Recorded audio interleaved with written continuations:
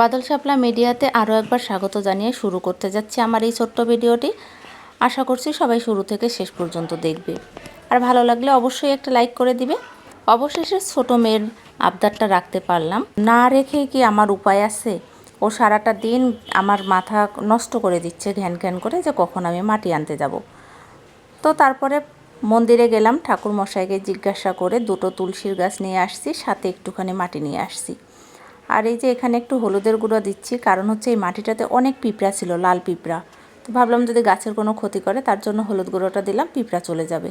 আর এখানে আমি একটা পাথরকুচির পাতা রেখেছিলাম। আগে আমি বইয়ে পড়ছি যে পাথরকুচির পাতা থেকে গাছ জন্মায়, তো আমার কখনো চোখে দেখা হয়নি। তো এটা এই জন্য রাখছি। আর এই পাতাটা কিন্তু খুব উপকারী, পুরো একটা গ্যাসের ওষুধের কাজ করে দেয়। বদহজম হলে ওই পাতা একটু লবণ দিয়ে চিবিয়ে খেলে কিন্তু মানে বদহজম এগুলো দূর হয়ে যায়। তো যাই হোক, আমি তারপরে রান্নায় চলে আসলাম।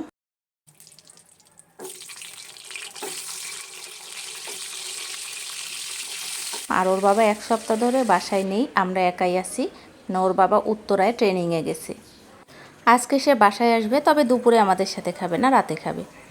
তো আমি এই যে বেগুন ভাজি করলাম আর একটু খাসির মাংস রান্না করে নিলাম। খাসির মাংসটা ও হচ্ছে ট্রেনিংয়ে যাওয়ার আগে দিয়ে গেছে, যে বাচ্চাদেরকে যেন আমি রান্না করে ঠিকভাবে খাওয়াই। তো এই 5 দিনের মধ্যে একদিনও আমি রান্না করিনি।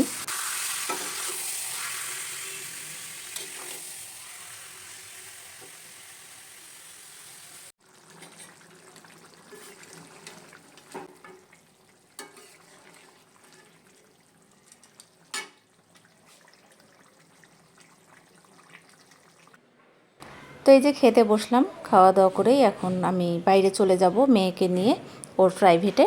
এবং আজকে ওকে আমি প্রাইভেটে বসায় রেখে চলে আসবো না। আজকে ছোটোটাকেও বলছি, মানে আজকে সব ঘরের সব কাজ গুছিয়ে নিছি, আমার আর তেমন কোনো কাজ নেই। তার জন্য ওকে একবারে প্রাইভেটে নিয়ে ওকে রেখে আমরা একটু মন্দিরে বসে আড্ডা দিব। প্রতিদিন দেখি সবার মায়েরা মন্দিরে বসে অপেক্ষা করে, মন্দিরের পাশেই হচ্ছে যে ও প্রাইভেট পড়ে। তো প্রতিদিন সবার মায়েরা ওখানে বসে অপেক্ষা করে, অনেক গল্প করে।